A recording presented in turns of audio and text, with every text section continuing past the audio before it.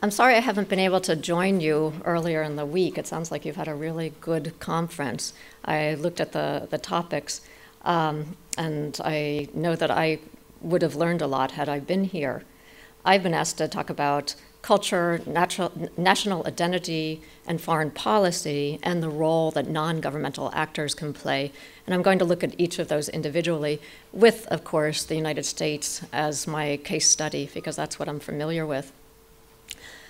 I'm assuming by this point you all know what cultural diplomacy is, what public diplomacy is, and you're interested in this, or you wouldn't be here. Is that a fair assumption? Is there anyone who isn't familiar with the terms soft power or smart power? Everyone's familiar with those, that's great. I have to say that I was going to talk a little bit about public diplomacy in general, and then I got here 5 minutes ago and I picked up this wonderful magazine and started looking at this article on public diplomacy, 7 lessons for its future from its past. And I think this is one of the best articles I've read, and I skimmed through it very quickly, but it looks like one of the best articles I've read about public diplomacy. If you haven't read it, I would say you should take a look. As this article makes clear, one of the most important things about public diplomacy is listening. In fact, that's point number 1 here. We always say public diplomacy is dialogue. That's the diplomacy part. And the public part is that we're dealing with the public at large. Traditional diplomacy was government to government. That doesn't work very well anymore. For one thing, there are more and more democracies throughout the world, and in a democracy, the governments represent the people, so the people have to be educated about different issues or they won't vote for that government. So if we want to work effectively with another government, we have to make sure that the people in that country will support that government's decisions, or diplomacy doesn't work at all. There are a lot of elements that are involved in public diplomacy and cultural diplomacy. It can include aid, humanitarian aid and assistance to different countries, either because of natural disasters such as an earthquake, or during health epidemics where the US is very involved in trying to reduce the cases of AIDS in Africa.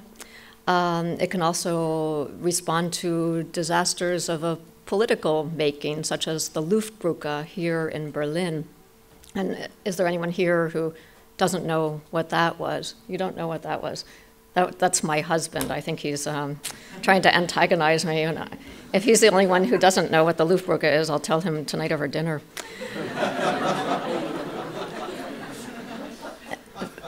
For the United States, for the United States in Berlin, the Luftbrücke was really an important act of public diplomacy and a very successful one. Everyone who was alive at that time remembers receiving candy or basic staples or medicine during that period when the US and its allies were flying in plane after plane with necessary goods.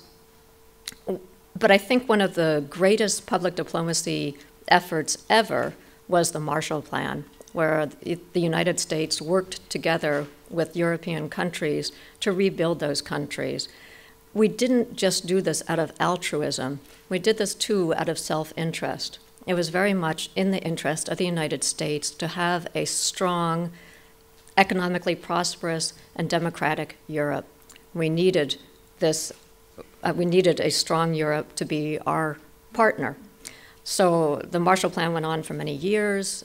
Many countries came out of the war and were able to rebuild themselves. Germany is one very successful example of this. We also made sure, we worked with other countries quite closely. Nothing was done unilaterally by the United States, but there were people in charge in each country who decided, what that country needed. But we made sure that the governments that came out of this effort reflected what were essentially American values. And I'll talk about American values in a few minutes. But that was especially important to the United States. And because of this, we were able to have good conversations with these governments because we had a foundation on which to base our conversations.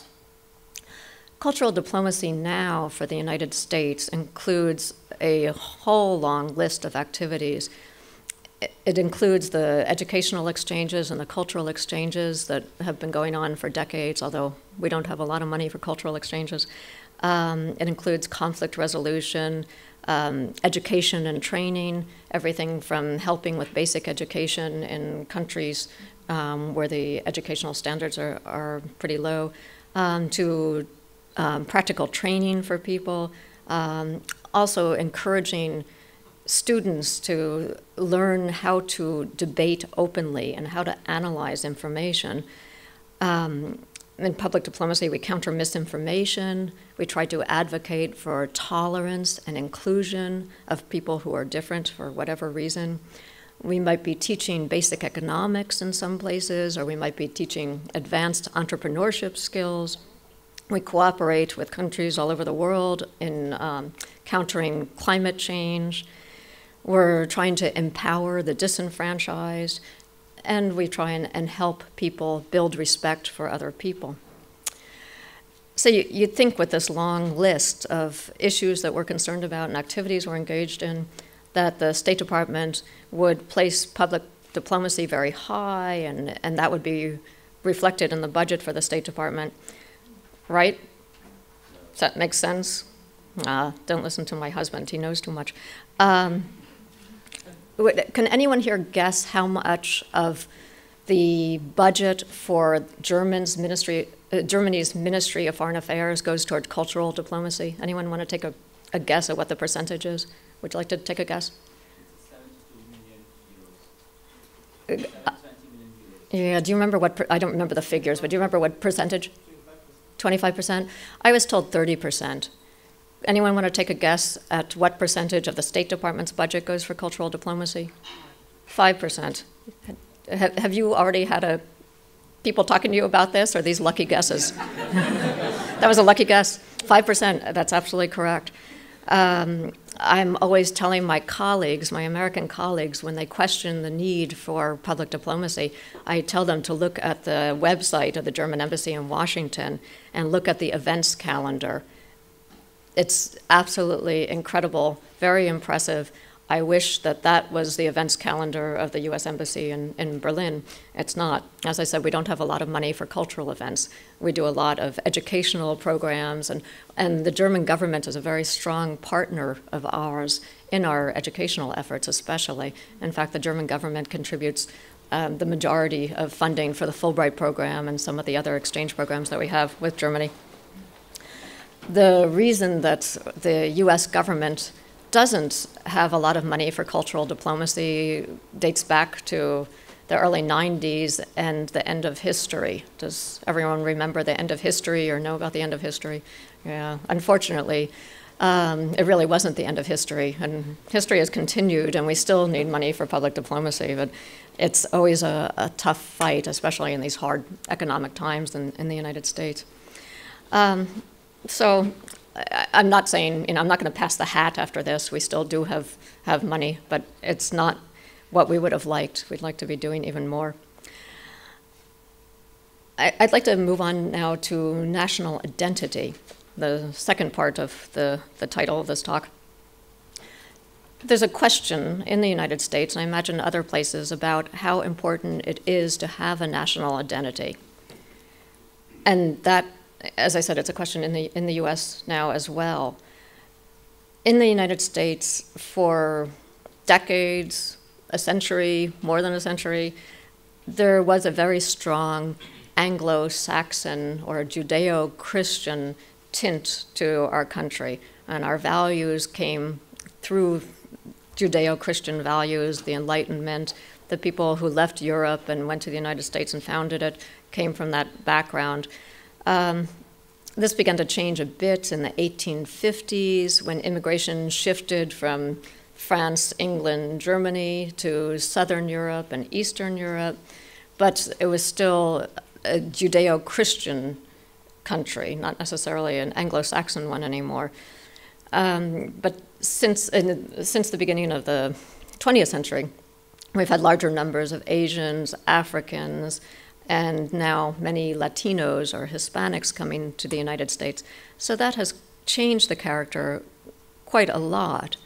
I see that in Washington, D.C., where I've lived off and on for almost 30 years now. Every time I go back, I need Spanish more and more, for example. And that you can't get change on a bus in Washington, D.C. if you can't ask for it in Spanish.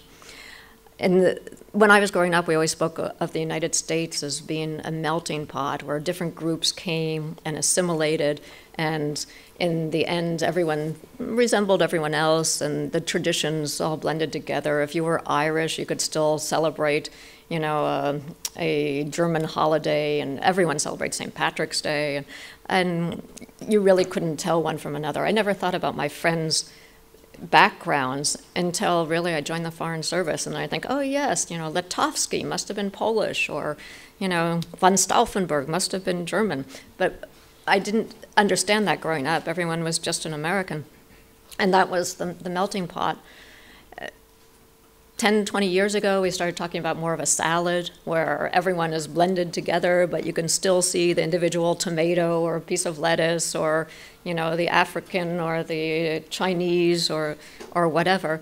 Now I think people are talking, and I don't remember the current phrase now, but it's more like a gazpacho where there's some soup, but there are still little chunks of individual vegetables. So that's what the U.S. is coming to resemble now.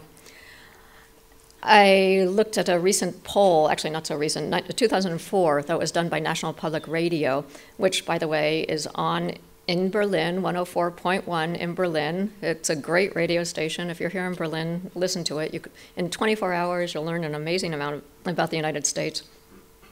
According to this poll, 2/3 of native-born Americans think that the United States should remain a melting pot, but those are the native-born Americans. I don't know that that is actually what's going to happen.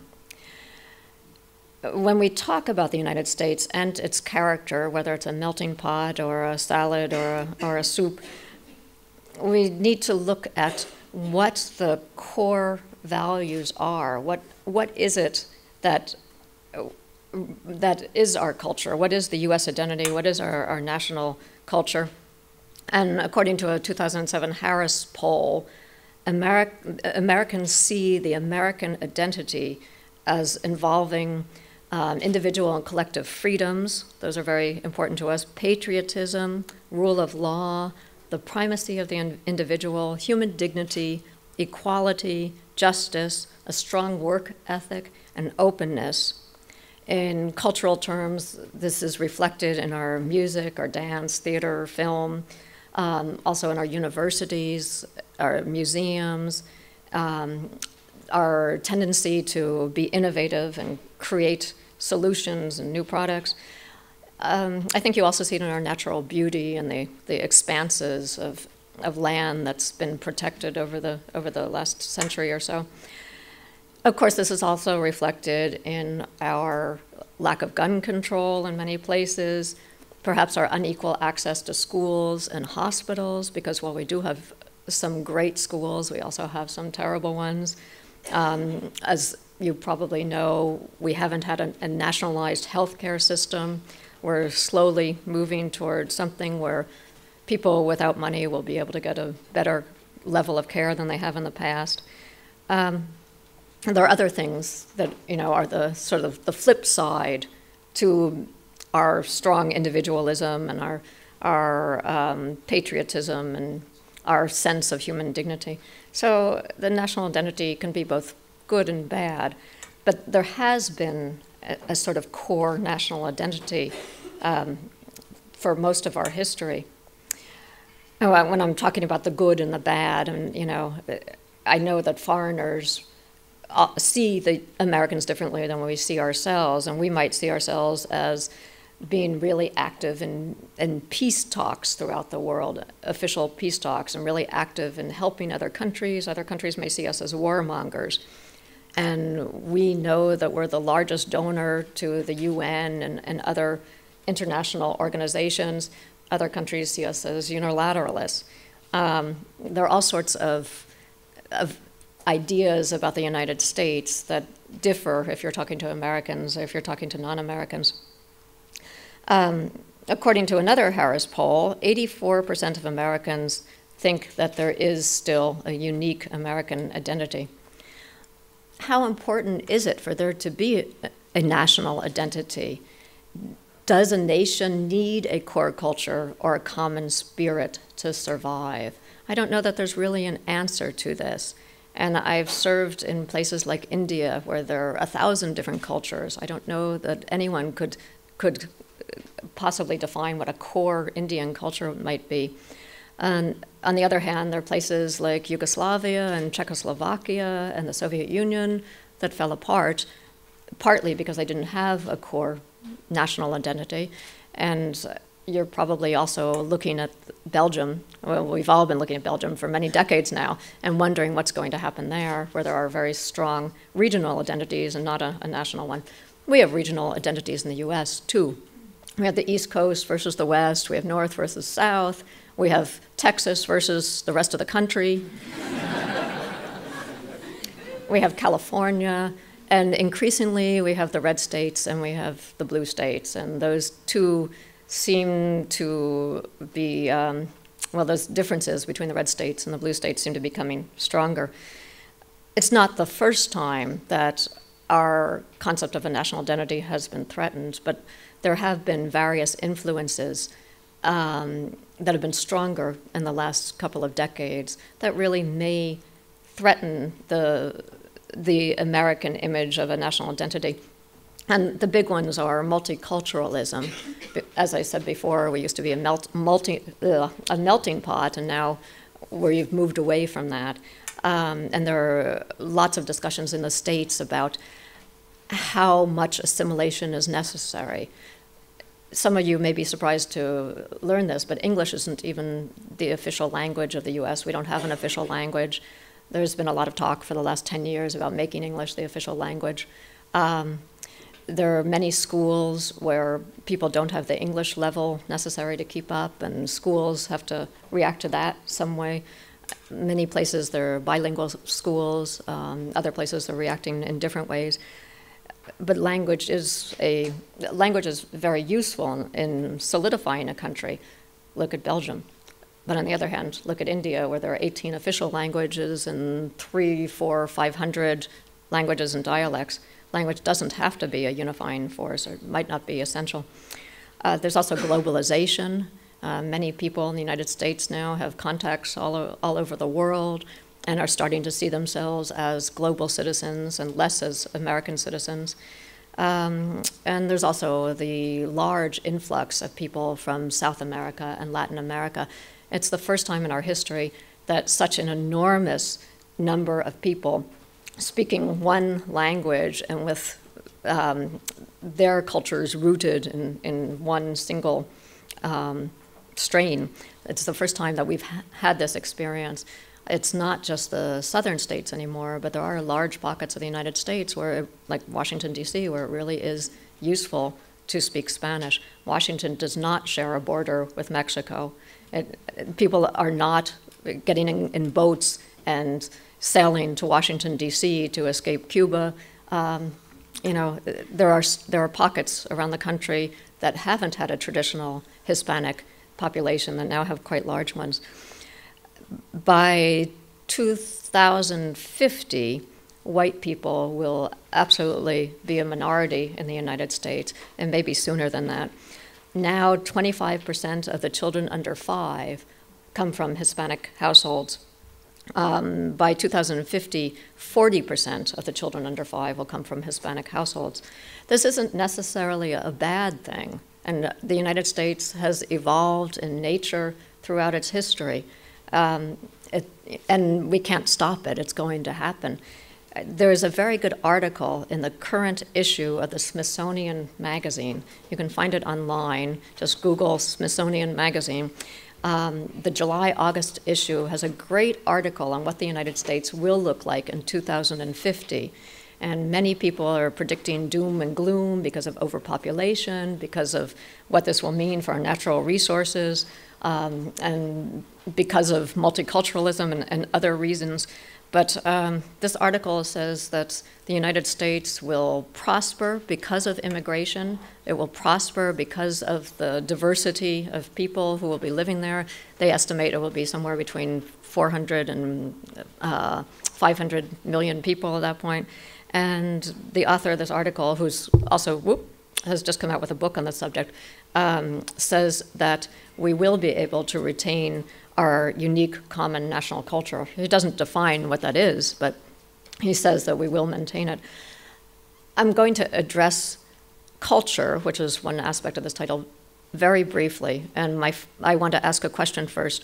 How many Americans do you think go to a house of worship regularly? That could be a church, a mosque, a synagogue, or any other sort of house of worship. Any guesses? What percentage of Americans regularly attend a religious service? Wow, I'm hearing 65, 50, 20. I'll say when I was growing up, I knew maybe one family that went to church regularly, and I was really shocked when I left my hometown to discover that the United States is really a very religious country, and 50% of Americans regularly go to religious services. And that's an extraordinary number in comparison with anywhere in Europe. How many of you would go to religious services regularly? Well, that's about 25%, generously. I'd say probably more like 15%. So, Would you say there's a difference between cities and mainland in the States? I've never, the question was, is there a difference between cities and rural areas? I've never seen that broken out, but I lived on a street in Washington that was filled with churches, and the traffic jams on Sunday mornings were terrible. That's the only time we had traffic jams. So that's Washington, and part of that, I was going to say part of that is because Washington's still very Southern, and Southerners probably tend to go to church a bit more often. African Americans probably tend to go to church a bit more often. I'm just guessing. I haven't seen these figures. But the street also had Chinese Christian churches and Ethiopian churches. I'd go up and down the street, and I'd see services advertised in languages I'd never even heard of. And it was really quite a mixture. And as I said, the traffic on Sundays was awful. We made the mistake once of inviting friends for Sunday brunch, and they never found parking, and we never did that again. Americans also spend 8 billion hours a year volunteering. And some of them are volunteering for religious affiliated organizations, others are volunteering at secular organizations, but 8 billion hours a year. And we also donate, we individual citizens, donate more than $300 billion to charity each year. And I think that those are very strong elements of our culture. Now, the final part of the title of my talk was non-governmental actors. There are a lot now, and there are more and more all the time. I just wanted to mention a few that some of them are obvious, some aren't. And the first one, since I was talking about religion, are religious groups, and there are many missionaries, aid workers, human rights workers, teachers, and others who have been sent around the world by their churches or schools to help out in many different ways. Sometimes there's a little proselytizing that goes along with it. Sometimes there isn't, but they are a factor. There are also cultural organizations and organizers. There are traveling exhibits and performers. There are festivals, international festivals all over. One of the greatest international festivals is the Berlinale Film Festival here each year in February. These all cultural activities, of course, have an influence on the public and are included in public diplomacy.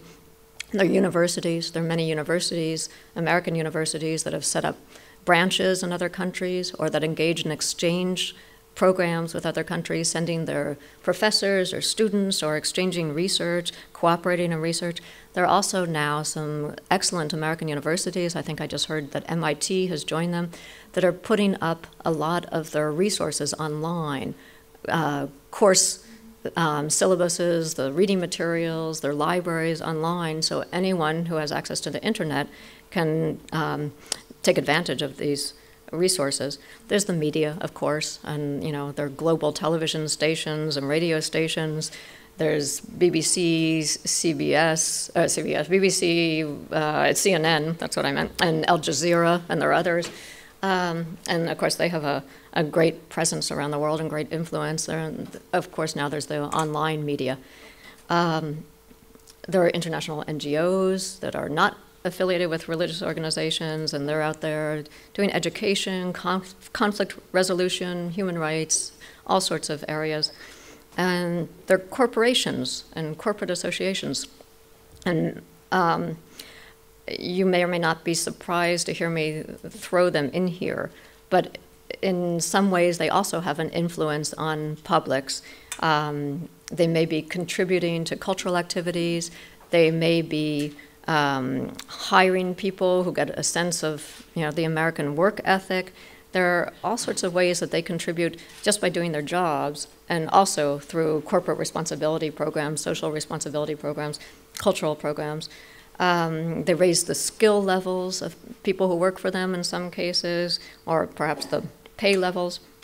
And of course, there's some examples of corporations that have gone overseas that haven't left a very good impression, and I'm thinking of Union Carbide in India, but also BP in the United States now, and we'll see what happens there. What I would say about all these non-governmental actors is they all have their own agendas, and they're not necessarily working for the good of the U.S. government. They're not necessarily making sure that what they're doing is in keeping with our foreign policy. They may be spreading their religions, or they may be out there trying to pick up paying students for their home campuses. They may just be trying to make a profit. So non-governmental actors and public diplomacy, it's not such an easy fit. You have to examine that relationship and see what it is. And just as the United States doesn't engage in cultural diplomacy and doesn't engage in humanitarian assistance solely because of altruistic reasons, but because we have a foreign policy goal. And so too, these companies and other organizations also have their own goals.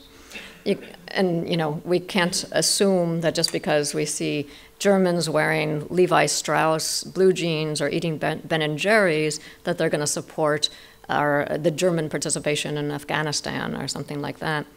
And we can't assume that someone participating in one of our cultural diplomacy programs is also going to support German participation in Afghanistan either. But we can hope at least that that person will understand why Americans are in Afghanistan and will be able to communicate that to others, whether or not he or she agrees with us.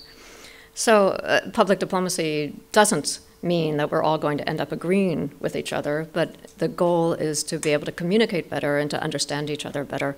Mutual understanding was the key word for decades in the United States.